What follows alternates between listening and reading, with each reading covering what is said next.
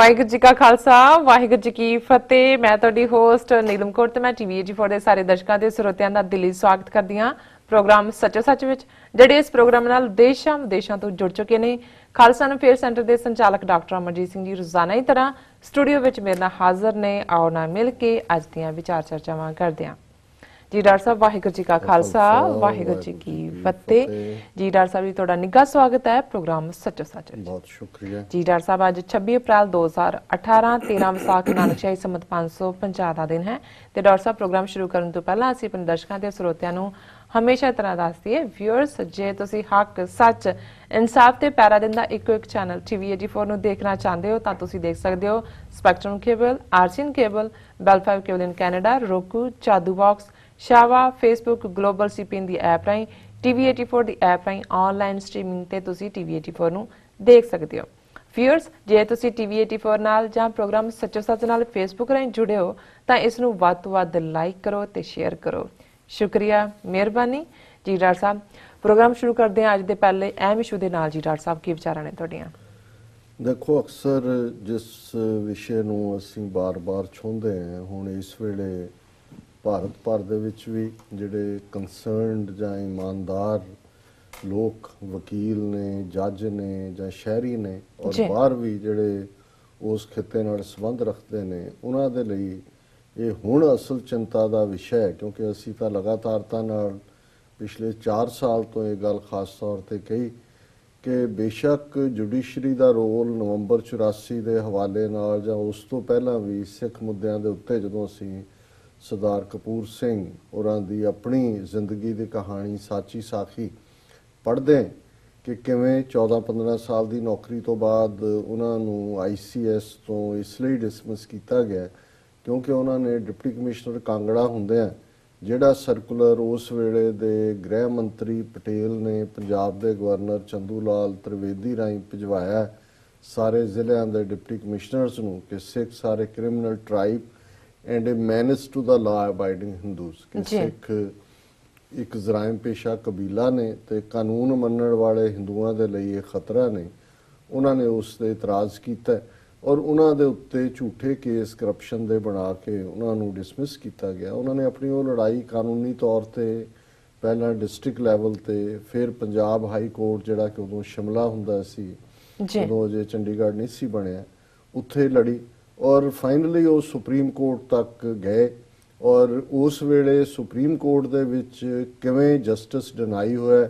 ਉਹਨਾਂ ਨੇ ਬਾਰ-ਬਾਰ ਉਹਨਾਂ ਦੇ ਉੱਤੇ ਰਾਦਰ ਵਿਅੰਗ ਕਰਦਿਆਂ ਕਿਹਾ ਕਿ ਵੀ ਅਸੀਂ ਤਾਂ ਸਮਝਦੇ ਸੀ ਵੀ ਇਹ ਨਿਆਂ ਮੂਰਤੀ ਨੇ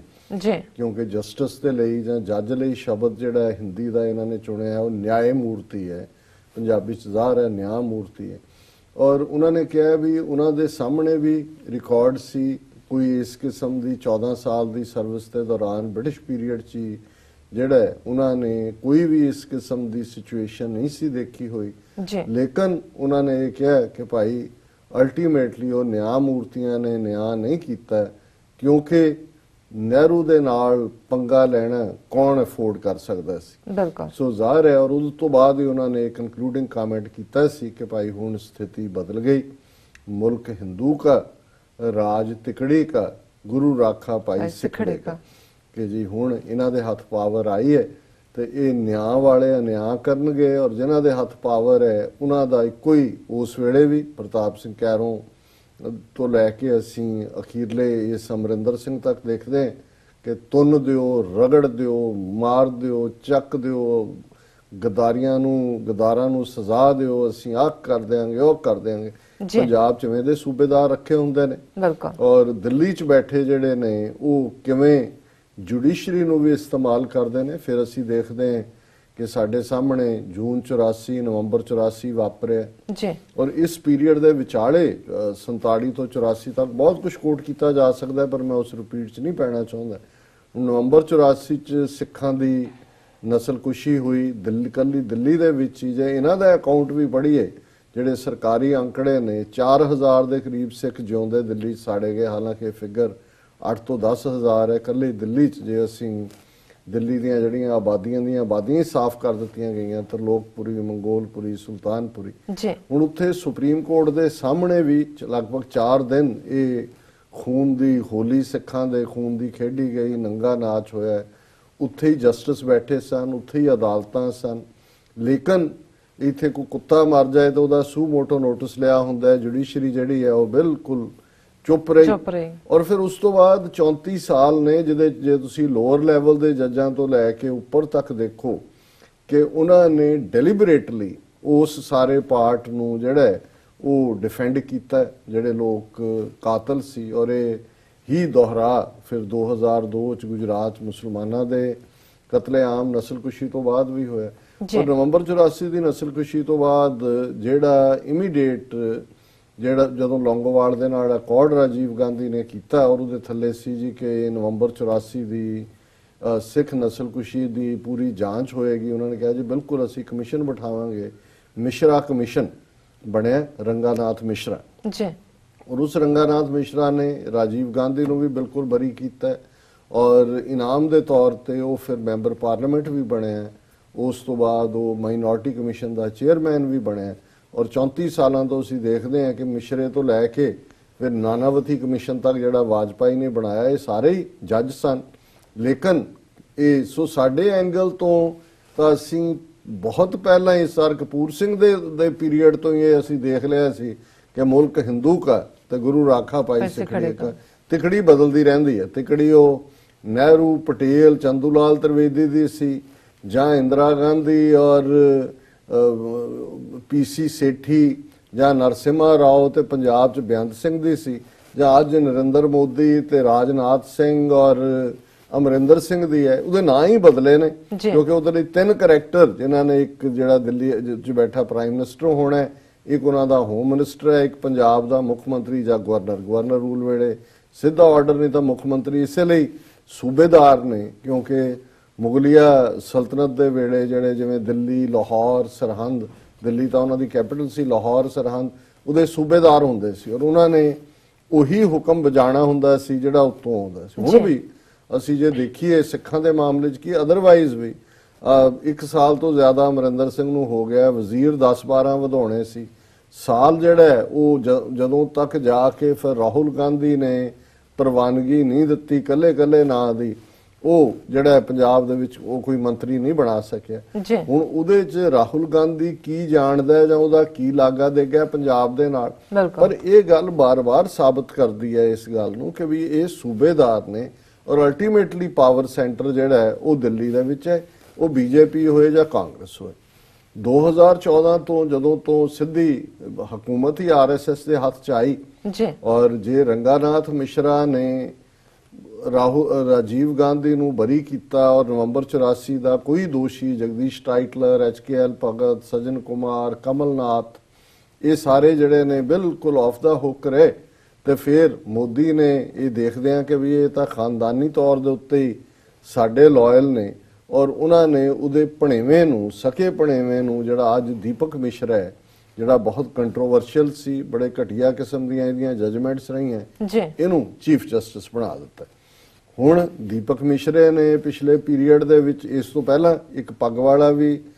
ਜਿਹੜਾ ਚੀਫ ਜਸਟਿਸ ਖੈਰ ਰਿਹਾ, ਚੰਡੀਗੜ੍ਹੋਂ ਚੁੱਕ ਕੇ ਲਿਆਂਦਾ, ਜਿਹਨੇ ਬੜੇ ਫਖਰ ਦੇ ਨਾਲ ਕਿਹਾ ਕਿ ਜੀ I am proud to be a Hindu, what's wrong in it, ਕਿ ਮੈਨੂੰ ਇਹਦੇ ਤੇ ਕਹੋ ਮੈਂ ਇਹ। ਔਰ ਉਹਦਾ ਕੇਸ ਦਾ ਕੋਈ ਸਬੰਧ ਨਹੀਂ ਸੀ ਜਿਹਦੇ 'ਚ ਉਹਨੇ ਟਿੱਪਣੀ ਕੀਤੀ। ਉਸ ਤੋਂ ਬਾਅਦ ਇਹ ਦੀਪਕ ਮਿਸ਼ਰਾ ਆਇਆ ਔਰ ਦੀਪਕ ਮਿਸ਼ਰੇ ਦੇ ਆਉਣ ਤੋਂ ਬਾਅਦ ਗੱਲ ਕਿਸ ਹੱਦ ਤੱਕ ਗਈ ਹੈ, ਜ਼ਾਹਰ ਹੈ ਕਿ 3 ਜਾਂ 4 ਉਹਨਾਂ ਦੇ ਜਸਟਿਸ ਪ੍ਰੈਸ ਕਾਨਫਰੰਸ ਕਰਕੇ ਕਹਿੰਦੇ ਨੇ ਕਿ ਭਾਈ ਅੰਦਰ ਕੀ ਚੱਲ ਰਿਹਾ ਹੈ। 6 ਪਾਰਟੀਆਂ ਆਪੋਜੀਸ਼ਨ ਦੀਆਂ ਸਣੇ ਕਾਂਗਰਸ ਇੰਪੀਚਮੈਂਟ ਦਾ ਨੋਟਿਸ ਦਿੰਦੀਆਂ ਔਰ ਇਸ ਸਾਰੇ ਪੀਰੀਅਡ ਦੇ ਵਿੱਚ ਕਿਵੇਂ ਜਿਵੇਂ ਹੁਣ ਵਾਈਸ ਪ੍ਰੈਜ਼ੀਡੈਂਟ ਵੈਂਕਟ ਨਾਇਡੂ ਨੇ ਉਹ ਜਿਹੜਾ ਇੰਪੀਚਮੈਂਟ ਦਾ ਜਾਂ ਮਹਾਦੋਸ਼ ਦਾ ਸੀ ਉਸ ਨੂੰ ਕੱਢ ਕੇ ਬਾਹਰ ਮਾਰਿਆ, ਤੇ ਜੇ ਹੁਣ ਉਹਨਾਂ ਨੇ ਕੱਢ ਕੇ ਬਾਹਰ ਮਾਰਿਆ ਤੇ ਫਿਰ ਜਿਨ੍ਹਾਂ ਦਾ ਜਿਹਨੂੰ ਕਹਿੰਦੇ ਨੇ ਵੀ ਆਕਾ ਦੀ ਆਵਾਜ਼ ਦੇ ਨਾਲ ਹੀ ਸਭ ਕੁਝ ਜੁੜਿਆ ਹੁੰਦਾ, ਤੇ ਹੁਣ ਦੀਪਕ ਮਿਸ਼ਰਾ ਔਰ ਪਿਛਲੇ ਦਿਨਾਂ 'ਚ ਕਿਉਂਕਿ ਕੁੱਲ ਸੁਪਰੀਮ ਕੋਰਟ ਦੇ ਵਿੱਚ 31 ਜੱਜ ਲੜਿੰਦੇ ਨੇ ਔਰ ਜਿੰਨਾ ਕੁ ਉਹਨਾਂ ਦਾ ਕੇਸਾਂ ਦਾ ਭਾਰ ਹੁੰਦਾ 26 ਜਸਟਿਸ ਆਲਰੇਡੀ ਨੇ। ਸੋ ਜ਼ਾਹਰ ਹੈ ਕਿ ਇੱਕ ਪ੍ਰੋਸੀਜਰ ਲੇਆਊਟ ਕੀਤਾ ਹੋਇਆ ਹੈ ਜਿਹਨੂੰ ਕੋਲੇਜੀਅਮ ਕਹਿੰਦੇ ਨੇ, ਕਿ ਜਿਹੜੇ ਮੋਸਟਲੀ ਸੁਪਰੀਮ ਕੋਰਟ ਦੀ ਉਹਨਾਂ ਦੀ ਬਾਰ ਕੌਂਸਲ ਨਾਲ ਸੰਬੰਧਿਤ ਕੁਝ ਜਸਟਿਸ, ਉਹਦੇ ਚੀਫ ਜਸਟਿਸ ਦਾ ਜਸਟਿਸ ਵੀ ਹਿੱਸਾ ਹੁੰਦੇ ਨੇ। ਉਹ ਇੱਕ ਪ੍ਰੋਸੈਸ ਹੈ ਉਹਨਾਂ ਦੀ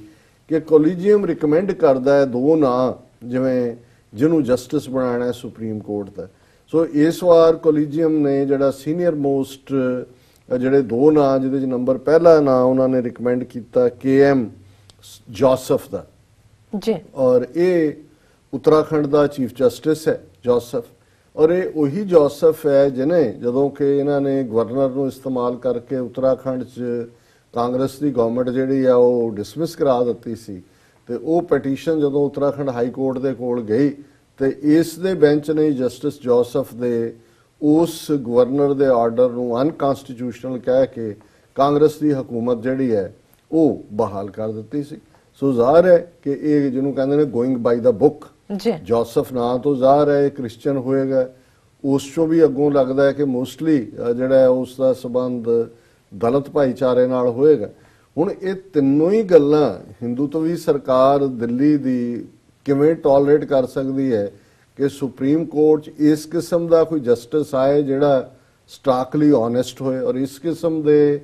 ਸਰਕਾਰਾਂ ਦੇ ਫੈਸਲਿਆਂ ਨੂੰ ਬਦਲਾਉਣ ਦੀ ਹਿੰਮਤ ਉਹੀ ਕਰਦਾ ਜਿਹੜਾ ਇਮਾਨਦਾਰ ਹੁੰਦਾ। ਇਹਦੇ 'ਚ ਕੋਈ ਸ਼ੱਕ ਨਹੀਂ, ਕੈਪੇਬਲ ਹੋਏਗਾ, ਇਮਾਨਦਾਰ ਹੋਏਗਾ। ਫਿਰ ਉਹ ਕਿਵੇਂ ਟੋਲਰੇਟ ਕਰਨ ਕਿ ਸੁਪਰੀਮ ਕੋਰਟ ਦੇ ਬੈਂਚ ਤੇ ਇੱਕ ਐਸਾ ਆ ਕੇ ਜਸਟਿਸ ਬੈਠੇ ਜਿਹੜਾ ਇਮਾਨਦਾਰ ਹੈ, ਜਿਹਨੇ ਆਲਰੇਡੀ ਉਹਨਾਂ ਦੀ ਸਰਕਾਰ ਨੂੰ ਝਟਕਾ ਦਿੱਤਾ ਹੋਇਆ ਹੈ, ਜਿਹੜਾ ਈਸਾਈ ਹੈ ਤੇ ਜਿਹੜਾ ਦਲਿਤ ਹੈ। ਜੀ, ਸੋ ਜ਼ਾਹਰ ਹੈ ਕਿ ਔਰ ਦੂਸਰਾ ਨਾਂ ਇੰਦੂ ਮਲਹੋਤਰਾ, ਜਿਨ੍ਹਾਂ ਬਾਰੇ ਮੈਂ ਨਹੀਂ ਜਾਣਦਾ ਹੈ, ਲੇਕਿਨ ਸਰਕਾਰ ਨੇ ਇੰਦੂ ਮਲਹੋਤਰਾ ਦਾ ਨਾਮ, ਮੋਦੀ ਗਵਰਨਮੈਂਟ ਨੇ ਇਹ ਕਿਹਾ justice Joseph's elevation not appropriate at this stage, government to supreme court collegium. Government ਨੇ ਇਹਦਾ ਨਾਂ ਰੋਕ ਲਿਆ, ਦੋ ਜੱਜ ਅਪਾਇੰਟ ਕਰਨੇ ਨੇ। ਇੰਦੂ ਮਲਹੋਤਰਾ ਦਾ ਉਹਨੇ ਰਿਕਮੈਂਡ ਕਰਤਾ, ਉਹਨੇ ਕਿਹਾ ਜੀ ਇਸ ਸਟੇਜ ਤੇ ਜਿਹੜਾ ਇਹ ਐਪਰੋਪਰੀਏਟ ਨਹੀਂ ਹੈ, ਔਰ ਉਹਨਾਂ ਨੇ ਕੋਲੀਜੀਅਮ ਨੂੰ ਇਹ ਕਿਹਾ ਕਿ ਜੀ ਇੱਥੇ ਦੁਬਾਰਾ ਵਿਚਾਰ ਕਰੋ। ਜੀ, ਹਾਲਾਂਕਿ ਜਿਹੜਾ ਟੈਕਨੀਕਲ ਪ੍ਰੋਸੀਜਰ ਹੈ ਉਹ ਇਹ ਹੁੰਦਾ ਹੈ ਕਿ ਵੀ ਕੋਲੀਜੀਅਮ ਦੁਬਾਰਾ ਕਹਿ ਸਕਦੀ ਹੈ ਕਿ ਨਹੀਂ ਇਹਨੂੰ ਹੀ ਅਪਾਇੰਟ ਕਰਨਾ ਹੈ, ਔਰ ਫਿਰ ਸਰਕਾਰ ਕੋਲ ਸ਼ਾਇਦ ਕੋਈ ਚੋਇਸ ਨਹੀਂ ਹੁੰਦੀ। ਪਰ ਇਸ ਗੱਲ ਦੀਆਂ ਵੀ ਸੰਭਾਵਨਾਵਾਂ ਨੇ ਕਿਉਂਕਿ ਫੌਰਨ ਹੁਣ ਜੇ ਇੰਦੂ ਮਲਹੋਤਰਾ ਨੂੰ ਉਹਨਾਂ ਨੇ ਕਿਹਾ, ਨਾਲ ਦੀ ਨਾਲ ਦੀਪਕ ਮਿਸ਼ਰਾ ਦਾ ਬੈਂਚ ਬਹਿ ਗਿਆ ਕਿ ਜੇ ਉਹਨੂੰ ਸਹੁੰ ਚੁਕਾਣੀ ਹੈ। ਹਾਲਾਂਕਿ ਕੇਂਦਰਾ ਜੈ ਸਿੰਘ ਬੜੀ ਡਿਸਟਿੰਗੁਇਸ਼ਡ ਅਟਾਰਨੀ ਹੈ, ਉਹਨੇ ਆਪਣੇ ਫੀਲਡ 'ਚ ਵੀ ਔਰ ਨਵੰਬਰ 84 ਦੇ ਕੇਸਾਂ ਦੇ ਮਾਮਲੇ 'ਚ ਵੀ ਇਹਨੇ ਕਾਫੀ ਅੱਛਾ ਜਿਹੜਾ ਰੋਲ ਅਦਾ ਕੀਤਾ ਹੋਇਆ। ਉਹਨੇ ਪੈਟੀਸ਼ਨ ਕੀਤੀ ਕਿ ਵੀ ਉਦੋਂ ਤੱਕ ਇੰਦੂ ਮਲਹੋਤਰਾ ਨੂੰ ਸਹੁੰ ਨਾ ਚੁਕਾਈ ਜਾਏ ਜਦੋਂ ਤੱਕ ਜਸਟਿਸ ਜੋਸਫ ਨੂੰ ਵੀ ਜਿਹੜਾ ਕਲੀਅਰੈਂਸ ਨਹੀਂ ਦਿੱਤੀ ਜਾਂਦੀ। ਪਰ ਦੀਪਕ ਮਿਸ਼ਰਾ ਨੇ ਉਹਨੂੰ ਬਿਲਕੁਲ ਜਿਹੜਾ ਇਹ ਸਾਰੀ ਗੱਲ ਨੂੰ ਖਾਰਜ ਕਰਦਿਆਂ ਕਿਹਾ ਕਿ ਬਈ 3 ਜੱਜ ਬੈਂਚ ਬੈਠਾ ਔਰ CJ ਮਿਸ਼ਰਾ ਜਿਹੜਾ ਉਹਨੂੰ ਪ੍ਰੀਜ਼ਾਈਡ ਕਰ ਰਿਹਾ, ਉਹ ਕਹਿ ਰਿਹਾ what kind of prayer is this? It is unthinkable, unimaginable, inconceivable and never heard of, the bench said, ਜਿਹਦੇ ਦੋ ਜੱਜ ਹੋਰ ਸੀ। ਉਹਨੇ ਕਿਹਾ ਜੀ ਇਹ ਕਿਵੇਂ ਹੋ ਸਕਦਾ ਹੈ, ਹੁਣ ਅਸੀਂ ਇਹਨੂੰ ਤਾਂ ਸਹੁੰ ਚੁਕਾਣੀ ਹੈ ਜੀ। ਔਰ ਜਿਵੇਂ ਉਹ ਯੂਜ਼ ਕੀਤੀ ਹੈ ਟਰਮ ਅਨਥਿੰਕੇਬਲ, ਅਨਇਮੈਜਿਨੇਬਲ, ਜੇ ਅਨਥਿੰਕੇਬਲ ਹੈ ਸੋਚਿਆ ਨਹੀਂ ਜਾ ਸਕਦਾ ਤੇ ਸੀਨੀਅਰ ਅਟਾਰਨੀ ਨੇ ਉਹਨੂੰ ਸੋਚ ਕਿਵੇਂ ਲਿਆ ਔਰ ਪਟੀਸ਼ਨ ਕਿਵੇਂ ਕਰ ਦਿੱਤੀ। ਅਨਇਮੈਜਿਨੇਬਲ, ਉਹਨੇ ਦੇਖੋ ਨਾ ਹਵਾਈ ਗੱਲਾਂ ਨੇ ਇਮੇਜਿਨ ਕੀਤਾ ਤੇ ਉਹ ਪੈਟੀਸ਼ਨ ਹੋਈ। ਫਿਰ ਇਨਕਨਸੀਵੇਬਲ ਕਿ ਇਹ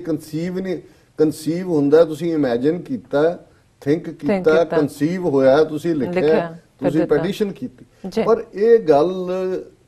ਇਸ ਬਾਇਸ ਨੂੰ ਦੱਸਦੀ ਹੈ ਕਿ ਕਿਵੇਂ ਆਲਰੇਡੀ ਜਿਹੜੀ ਜੁਡੀਸ਼ਰੀ ਹੈ ਉਸ ਦੇ ਉੱਤੇ ਹਿੰਦੂਤਵੀਆਂ ਨੇ ਪੂਰਾ ਕੰਟਰੋਲ ਕੀਤਾ ਹੋਇਆ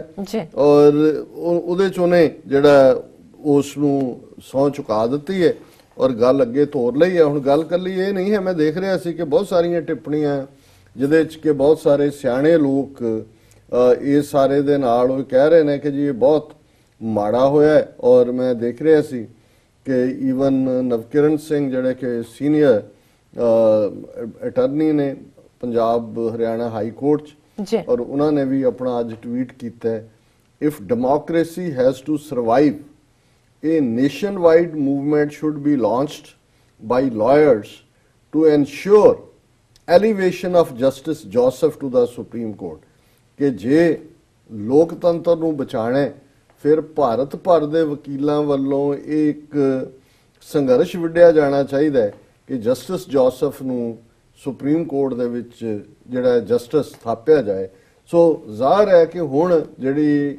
ਪ੍ਰੋਸੈਸ ਆ ਉਹ ਕੰਪਲੀਟ, ਔਰ ਇਹੀ ਜਸਟਿਸ ਮਿਸ਼ਰ ਹੈ ਜਿਹੜਾ ਹੁਣ ਯੁੱਧਿਆ ਮੰਦਰ ਜਿੱਥੇ ਮੰਦਰ ਵਹੀਂ ਬਣਾਏ ਗਏ ਉਸ ਕੇਸ ਦੀ ਸੁਣਵਾਈ ਕਰ ਰਿਹਾ ਹੈ, ਔਰ ਉਹਨੇ ਉਹ ਜਜਮੈਂਟ ਡਿਲੀਵਰ ਕਰਕੇ ਦੇਣੀ ਹੈ ਜਿਹਦੇ ਚੋਂ ਮੋਦੀ ਕਿਹਾ ਨੇ 2019 ਦੀਆਂ ਚੋਣਾਂ ਕੱਢਣੀਆਂ ਨੇ। ਔਰ ਗੱਲ ਕੱਲੀ ਇਹ ਨਹੀਂ ਹੈ ਕਿ ਵੀ ਉੱਥੇ ਜੱਜ ਮਰਜ਼ੀ ਦੇ ਲੱਗਣ ਲੱਗ ਗਏ ਜਾਂ ਖੁੱਲ ਕੇ ਕੀ ਹੋਏਗਾ। ਅਸੀਂ ਇਸ ਸਾਰੇ ਪੀਰੀਅਡ ਦੇ ਵਿੱਚ ਇੱਕ ਵਰਤਾਰਾ ਦੇਖਦੇ ਹਾਂ ਕਿ ਕਿਵੇਂ ਉਹ ਸਮਝੌਤਾ ਐਕਸਪ੍ਰੈਸ ਹੋਏ, ਉਹ ਅਸੀਮਾਨੰਦ ਹੋਏ,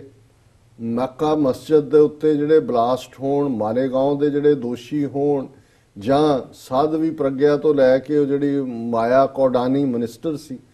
ਪਹਿਲਾਂ ਸਭ ਦੀਆਂ ਜ਼ਮਾਨਤਾਂ ਹੋਈਆਂ ਜੀ, ਫਿਰ ਜਿਹੜਾ ਉਹ ਕੇਸਾਂ ਦੀ ਸੁਣਵਾਈ ਹੋਈ। ਹੁਣ ਆਲਮੋਸਟ ਇੱਕ ਇੱਕ ਕਰਕੇ ਸਾਰੇ ਹੀ ਬਰੀ ਹੋ ਗਏ, ਔਰ ਇਹ ਸਾਰੇ ਹੀ ਕੇਸ ਕੋਈ CBI ਹੈਂਡਲ ਕਰ ਰਹੀ ਸੀ, ਔਰ ਦੂਸਰੀ ਜਿਹੜੀ ਇਹਨਾਂ ਨੇ NIA ਬਣਾਈ ਹੋਈ ਹੈ, ਨੈਸ਼ਨਲ ਇਨਵੈਸਟੀਗੇਟਿਵ ਏਜੰਸੀ। ਹੁਣ ਹਿੰਦੂ ਤਵੀਆਂ ਦੇ ਸਾਰੇ ਕੇਸ ਜਿਨ੍ਹਾਂ ਦੀ ਪੜਤਾਲ CBI ਔਰ NIA ਕਰਦੀ ਹੈ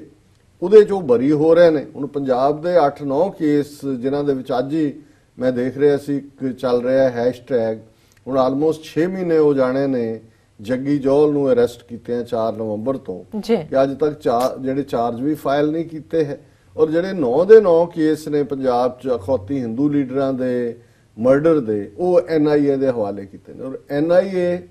ਔਰ CBI ਦਾ ਰੋਲ ਕੀ ਹੈ, ਕਿਵੇਂ ਉਹ ਸਰਕਾਰ ਦੇ ਕਹਿਣ ਤੇ ਹੀ ਕੰਮ ਕਰ ਰਹੀ ਹੈ। ਈਵਨ ਅੱਜ BBC ਦੀ ਹਿੰਦੀ ਸਰਵਿਸ ਦੇ ਵਿੱਚ ਵਿਨੀਤ ਖਰੇ ਦਾ ਇੱਕ ਆਰਟੀਕਲ ਕਿ ਕੀ NIA ਵੀ CBI ਦੀ ਤਰ੍ਹਾਂ ਪਿੰਜਰੇ 'ਚ ਬੰਦ ਤੋਤਾ ਹੈ ਜੀ, ਕਿਉਂਕਿ ਇਹ ਕਮੈਂਟ ਆਲਰੇਡੀ CBI ਦੇ ਜਦੋਂ G2 ਕੇਸ 'ਚ ਪਿਛਲੇ ਮਿਨਿਸਟਰ ਸਾਰੇ ਬਰੀ ਹੋਏ ਕਿਉਂਕਿ ਸਬੂਤ ਹੀ ਨਹੀਂ ਸੀ, ਤੇ ਸੁਪਰੀਮ ਕੋਰਟ ਨੇ ਕਿਹਾ ਸੀ ਕਿ ਕੀ CBI ਸੈਂਟਰ ਸਰਕਾਰ ਦਾ ਤੋਤਾ ਹੈ। ਪੈਰਟ ਤਾਂ ਉਹੀ ਬੋਲਦਾ ਨਾ ਜੋ ਮਾਲਕ ਬੁਲਾਉਂਦਾ। ਔਰ ਹੁਣ ਔਰ ਇਹਦੇ ਤੇ ਫਿਰ ਉਹਨੇ ਈਵਨ ਜਿਹੜਾ ਸ਼ਾਇਦ ਚਿਦੰਬਰਮ, ਇਹ ਹੋਮ ਮਿਨਿਸਟਰ ਵੀ ਰਿਹਾ, ਚਿਦੰਬਰਮ ਨੇ ਵੀ ਅੱਜ ਕਿਤੇ ਆਰਟੀਕਲ ਮੈਂ ਉਹਦਾ ਕੁਇਕਲੀ ਦੇਖ ਰਿਹਾ ਸੀ, ਉਹਨੇ ਕਿਹਾ ਜੀ ਮੈਂ ਇਹ ਕਨਸੀਵ ਕੀਤਾ ਸੀ ਆਈਡੀਆ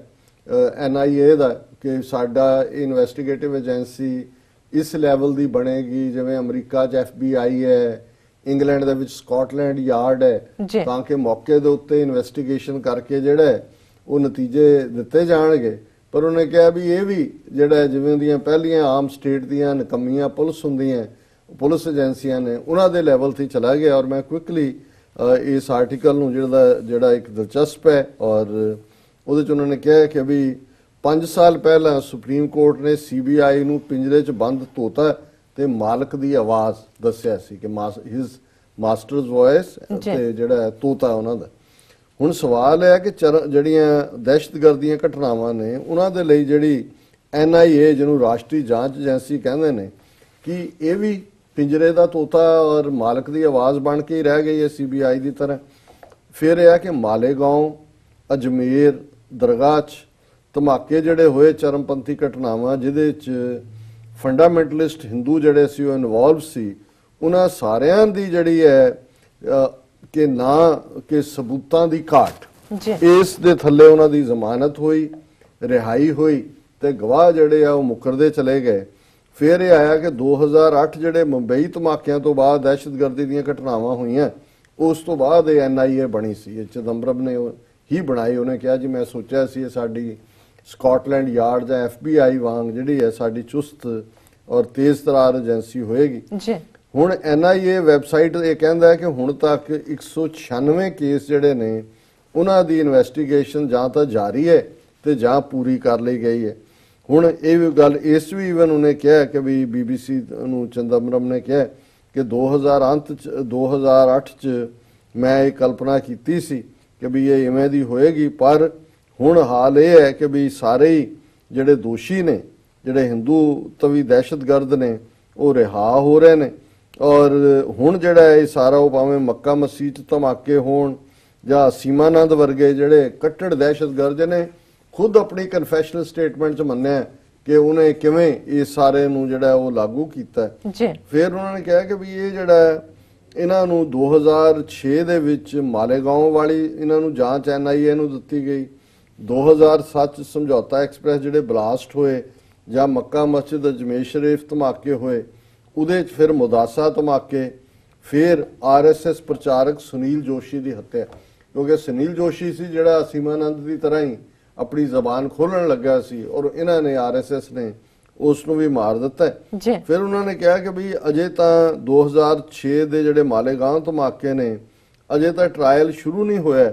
ਔਰ ਉਹਦਾ ਸਮਝੌਤਾ ਐਕਸਪ੍ਰੈਸ ਦਾ ਵੀ ਟ੍ਰਾਇਲ ਜਾਰੀ ਹੈ, ਪਰ ਆਲਰੇਡੀ ਮੱਕਾ ਮਸਜਿਦ ਧਮਾਕਿਆਂ ਚੋਂ ਸਵਾਮੀ ਅਸੀਮਾਨੰਦ ਦੇ ਸਮੇਤ 5 ਜਿਹੜੇ ਦੋਸ਼ੀ ਨੇ ਉਹਨਾਂ ਨੂੰ ਜਿਹੜਾ ਉਹ ਨਿਰਦੋਸ਼ ਦੱਸ ਦਿੱਤਾ ਗਿਆ, ਅਸੀਮਾਨੰਦ ਨੂੰ ਰਿਹਾ ਕਰ ਦਿੱਤਾ ਗਿਆ। ਇਸੇ ਤਰ੍ਹਾਂ ਪ੍ਰਗਿਆ ਠਾਕੁਰ ਤੇ ਦੂਸਰੇ ਵੀ ਰਿਹਾ ਕਰ ਦਿੱਤੇ ਗਏ ਨੇ ਔਰ ਅਸੀਂ ਦੇਖਿਆ ਵੀ ਸਮਝੌਤਾ ਐਕਸਪ੍ਰੈਸ ਦੇ ਵਿੱਚ ਔਰ ਮਾਲੇਗਾਂਵ ਦਾ ਮੁੱਖ ਦੋਸ਼ੀ ਜਿਹੜਾ ਕਰਨਲ ਪ੍ਰੋਤ ਜਿਹੜਾ ਕਿ ਸਰਵਿੰਗ ਇੰਟੈਲੀਜੈਂਸ ਬਿਊਰੋ ਦਾ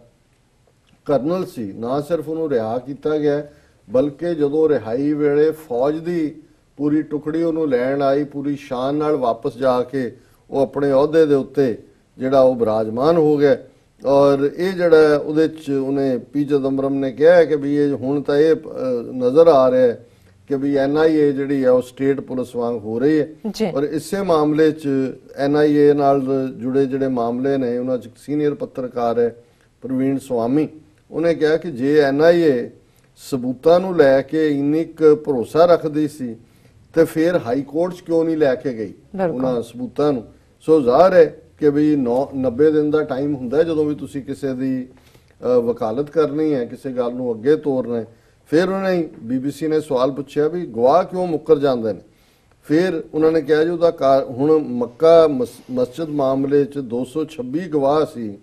ਜਿਨ੍ਹਾਂ 'ਚੋਂ 66 ਗਵਾਹ ਮੁੱਕਰ ਗਏ, ਮੁੱਕਰਦੇ ਨਹੀਂ ਮੁਕਰਾਏ ਜਾਂਦੇ ਨੇ, ਕਿਸੇ ਨੂੰ ਡਰ ਦੇ ਨਾਲ, ਕਿਸੇ ਨੂੰ ਪੈਸੇ ਦੇ ਨਾਲ। ਔਰ ਅੱਜ ਇੱਕ ਥਾਂ ਤੇ ਹੋਰ ਸਟੋਰੀ ਸੀ ਕਿ ਜਿਹੜਾ ਆਸਾਰਾਮ ਜਿਹੜਾ ਕਿ ਜਬਰ ਜਨਾਹ ਦੇ ਕੇਸ 'ਚ ਉਮਰ ਕੈਦ ਹੋਈ ਹੈ, ਜਿਹੜੇ ਗਵਾਹ ਉਹਦੇ 'ਚ ਖੜੇ ਕੀਤੇ ਇੱਕ ਪ੍ਰਿੰਸੀਪਲ ਸੀ। ਹੁਣ ਕਿਉਂਕਿ ਇਹਨੇ ਅਸੀਮਾਨੰਦ ਨੇ ਇੱਕ 16 ਜਾਂ 17 ਸਾਲ ਦੀ ਬੱਚੀ ਸੀ ਜਿਸ ਦੇ ਨਾਲ ਜਬਰ ਜਨਾਹ ਕੀਤਾ, ਸੋ ਜ਼ਾਹਰ ਹੈ ਕਿ 18 ਸਾਲ ਦੀ ਏਜ ਤੋਂ ਬਾਅਦ ਕੰਸੈਂਟ ਦੀ ਗੱਲ ਹੁੰਦੀ ਹੈ। ਪਰ ਉਹ ਸਕੂਲ ਦਾ ਪ੍ਰਿੰਸੀਪਲ ਕਹਿ ਰਿਹਾ ਹੈ ਕਿ ਸਾਡੇ ਕੋਲ ਉਹਨਾਂ ਦਾ ਆਏ ਔਰ ਇਹਨਾਂ ਸਾਡੇ ਤੇ ਦਬਾਅ ਬਣਾਇਆ ਕਿ ਵੀ ਅਸੀਂ ਸਰਟੀਫਿਕੇਟ ਬਦਲੀਏ ਕਿ ਉਹਦੀ ਉਮਰ ਅਸੀਂ ਉਨੀ ਦੱਸੀ ਹੈ ਕਿ ਉਹ 18 ਸਾਲ ਬਣਦੀ ਹੋਏ। ਉਹਨੇ ਕਿਹਾ ਜੀ ਉਹਦੇ ਲਈ ਮੈਂ ਬਹੁਤ ਕੁਝ ਸਹਾਰਿਆ ਔਰ ਜਿਹੜੇ ਗਵਾਹ ਦੇ ਬੇਸ ਉਹਨਾਂ ਨੂੰ ਹੋਈ ਹੈ ਸਜ਼ਾ ਉਹ ਅਜੇ ਵੀ ਡਰ ਰਹੇ ਨੇ। ਉਹ ਕਹਿੰਦੇ ਨੇ ਜੀ ਅਜੇ ਇਹਦੀ ਅਪੀਲ ਹੋਣੀ ਹੈ ਕੇਸ ਦੀ ਹਾਈ ਕੋਰਟ, ਜਦੋਂ ਤੱਕ ਇਹਨਾਂ ਨੇ ਸਾਨੂੰ ਮਾਰ ਦੇਣਾ। ਔਰ ਇਹਦੇ ਚ ਜੇ ਹੁਣ 226 ਗਵਾਹਾਂ ਚੋਂ 66 ਗਵਾਹ ਮੁਕਰਦੇ ਨੇ ਔਰ ਇਸੇ ਤਰ੍ਹਾਂ ਅਜਮੇਰ ਸ਼ਰੀਫ ਚ 149 ਗਵਾਹ ਚੋਂ 26 ਮੁਕਰ ਗਏ, ਪਹਿਲੇ 66 ਮੁਕਰ ਗਏ ਔਰ ਇਸੇ ਤਰ੍ਹਾਂ ਹੀ ਸਮਝੌਤਾ ਐਕਸਪ੍ਰੈਸ ਵੀ ਗਵਾਹ ਮੁਕਰ ਰਹੇ ਨੇ। ਉਹਨਾਂ ਨੇ ਕਿਹਾ ਜੀ NIA ਜਿਹੜੀ ਹੈ ਗਵਾਹਾਂ ਨੂੰ ਮੁਕਰਨ ਤੋਂ ਕਿਉਂ ਨਹੀਂ ਰੋਕ ਸਕਦੀ, ਕਿ ਉਹਨਾਂ ਤੇ ਕੋਈ ਦਬਾਅ ਹੈ। ਔਰ ਫਿਰ ਉਹਨੇ ਕਿਹਾ ਜੀ ਗਵਾਹਾਂ ਦੇ ਮੁਕਰਨ ਦਾ ਬੜਾ ਵੱਡਾ ਰੋਲ ਹੁੰਦਾ ਹੈ ਜਦੋਂ ਵੀ ਕੋਈ ਬਰੀ ਹੁੰਦਾ ਹੈ ਔਰ ਪਿਛਲੀ ਸਰਕਾਰ ਦੇ ਵੇਲੇ ਗਵਾਹਾਂ ਨੇ ਮੈਜਿਸਟ੍ਰੇਟ ਦੇ ਸਾਹਮਣੇ ਬਿਆਨ ਦਿੱਤੇ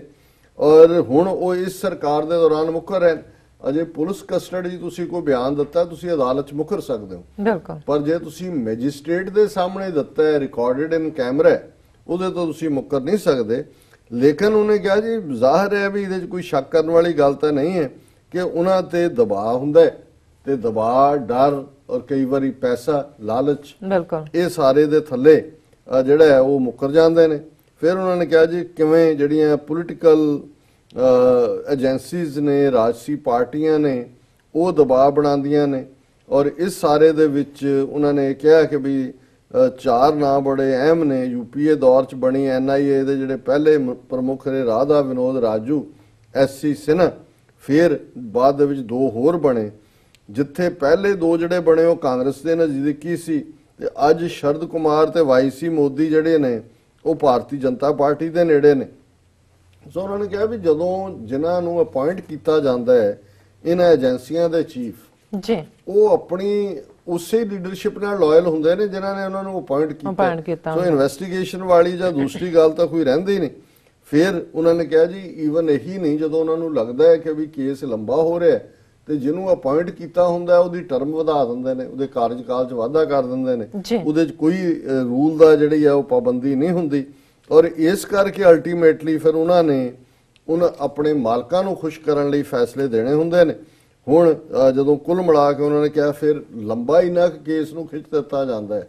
ਹੁਣ 34 ਸਾਲ ਹੋ ਗਏ ਨੇ ਹੁਣ 34 ਸਾਲਾਂ ਬਾਅਦ ਜਿਹੜੇ ਗਵਾਹ ਅਸਲੀ ਨੇ ਜਿਹੜੇ ਨਾ ਵਿਕੇ ਨਾ ਝੁਕੇ ਨਾ ਡਰੇ ਉਹ ਮਰ ਗਏ ਜੀ ਕਿਉਂਕਿ ਕੁਦਰਤੀ ਕਿੰਨੀ ਕੁ ਜ਼ਿੰਦਗੀ ਕਿੰਨੀ ਹੁੰਦੀ ਕੁ ਹੈ ਜ਼ਿੰਦਗੀ ਹੁੰਦੀ ਜੇ ਕੋਈ 30 ਸਾਲ ਦਾ ਉਹਦੇ ਸਾਹਮਣੇ ਹੋਇਆ 34 ਸਾਲ ਬੀਤ ਗਏ ਉਹ ਜਾਂ ਅੱਧੇ ਕੋ ਰਹਿ ਜਾਂਦੇ ਨੇ ਜਿਹੜੇ ਉਸ ਦੁੱਖ ਦੇ ਨਾਲ ਜੀ ਰਹੇ ਹੁੰਦੇ ਨੇ ਉਹਨਾਂ ਦੀ ਮੈਮਰੀ ਖਤਮ ਹੋ ਜਾਂਦੀ ਹੈ ਉਹ ਜਦੋਂ ਜਾ ਕੇ ਬਿਆਨ ਦਿੰਦੇ ਨੇ ਫਿਰ ਉਹ 34 ਸਾਲ ਪੁਰਾਣਾ ਬਿਆਨ ਕੱਢ ਲੈਣਗੇ ਫਿਰ ਕਹਿਣਗੇ ਜੀ ਇਹ ਤਾਂ ਬਿਆਨ ਮਿਲਦੇ ਨਹੀਂ ਹੋ ਰਿਹਾ ਜੀ ਸੋ ਕੁੱਲ ਮਿਲਾ ਕੇ ਮੈਂ ਸਮਝਦਾ ਹਾਂ ਵੀ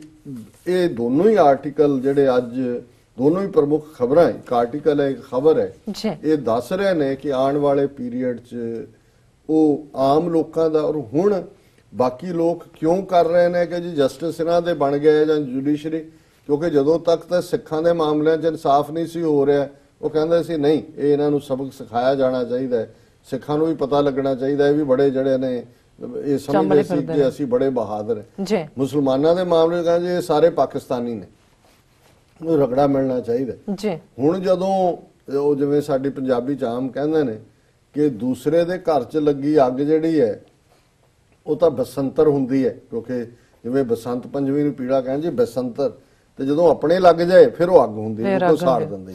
ਸੋ ਜਦੋਂ ਤੱਕ ਤਾਂ ਇਹ ਇਹਨਾਂ ਅਦਾਰਿਆਂ ਚੋਂ ਸਿੱਖਾਂ ਮੁਸਲਮਾਨਾਂ ਦਲਿਤਾਂ ਲਈ ਇਨਸਾਫ ਨਹੀਂ ਸੀ ਨਿਕਲ ਰਿਹਾ ਉਦੋਂ ਤੱਕ ਤਾਂ ਇਹਨਾਂ ਦੇ ਲਈ ਵੱਡ ਗਿਣਤੀ ਲਈ ਇਹ ਬਸੰਤਰ ਸੀ ਜੀ ਤੇ ਹੁਣ ਜਦੋਂ ਅੱਗ ਲੱਗੀ ਹੈ ਤੇ ਹੁਣ ਲੱਗਦਾ ਹੈ ਵੀ ਇਹ ਤਾਂ ਸਾਡੇ ਘਰ ਹੀ ਜਵਾਲਾਮੁਖੀ ਨਿਕਲ ਆਇਆ ਬਿਲਕੁਲ ਸੋ ਕੁੱਲ ਮਿਲਾ ਕੇ ਉੱਥੇ ਜਿਹੜੀ ਸਿਚੁਏਸ਼ਨ ਹੈ ਉਹ ਵੱਧ ਤੋਂ ਬਦਤਰ ਹੋ ਰਹੀ ਹੈ ਜੀ ਡਾਕਟਰ ਸਾਹਿਬ ਤੁਹਾਡਾ ਬਹੁਤ ਬਹੁਤ ਸ਼ੁਕਰੀਆ ਤੁਸੀਂ ਅੱਜ ਦਾ ਜਿਹੜਾ ਪਹਿਲਾ ਅਹਿਮ ਇਸ਼ੂ ਹੈ ਸਾਡੇ ਦਰਸ਼ਕਾਂ ਨਾਲ ਸਾਂਝਾ ਕੀਤਾ ਇੱਥੇ ਲੈਣੇ ਬ੍ਰੇਕ ਤੋਂ ਪਹਿਲਾਂ ਅਸੀਂ ਆਪਣੇ ਦਰਸ਼ਕਾਂ ਤੇ ਸਰੋਤਿਆਂ ਨੂੰ ਅਪੀਲ ਤੇ ਬੇਨਤੀ ਕਰਦੀ ਹੈ ਵਿਊਅਰਸ ਜਿਸ ਤਰ੍ਹਾਂ ਕਿ ਤੁਸੀਂ ਜਾਣਦੇ ਹੋ ਕਿ ਟੀਵੀ 84 ਇੱਕ ਐਸਾ ਚੈਨਲ ਹੈ ਜਿਹੜਾ ਕਿ ਮਨੁੱਖੀ ਹੱਕਾਂ ਦਾ ਪਹਿਰੇਦਾਰ ਹੈ ਟੀਵੀ 84 ਸਿੱਖਾਂ ਕਸ਼ਮੀਰੀਆਂ ਅਤੇ ਭਾਰਤ ਦੀਆਂ ਨਾਰਥ ਈਸਟ ਸਟੇਟਾਂ ਦੇ ਲੋਕਾਂ ਦੇ ਸਵੈਨੇ ਦੇ ਹੱਕਾਂ ਦਾ ਹਾਮੀ ਹੈ ਅਸੀਂ ਚਾਹਾਂਗੇ ਕਿ ਤੁਸੀਂ ਟੀਵੀ 84 ਦੀ ਚੜ੍ਹਦੀ ਕਲਾ ਲਈ ਵੱਧ ਤੋਂ ਵੱਧ ਡੋਨੇਟ ਕਰੋ ਡੋਨੇਟ ਕਰਨ ਲਈ ਸਾਡੀ ਵੈਬਸਾਈਟ tv84.tv ਤੇ ਜਾ ਕੇ PayPal ਦੀ ਵਰਤੋਂ ਕਰਕੇ ਵਨ ਟਾਈਮ ਡੋਨੇਟ ਕਰ ਸਕਦੇ ਹੋ ਮੰਥਲੀ ਡੋਨੇਟ ਵੀ ਕਰ ਸਕਦੇ ਹੋ ਤੁਸੀਂ TV84 ਦੇ ਨਾਮ ਤੇ ਚੈੱਕ ਬਣਾ ਕੇ ਸਾਨੂੰ ਮੇਲ ਵੀ ਕਰ ਸਕਦੇ ਹੋ ਸਾਡੇ ਇਸ ਪਤੇ ਤੇ 36-0137 ਐਵਨਿਊ ਲੌਂਗ ਆਈਲੈਂਡ ਸਿਟੀ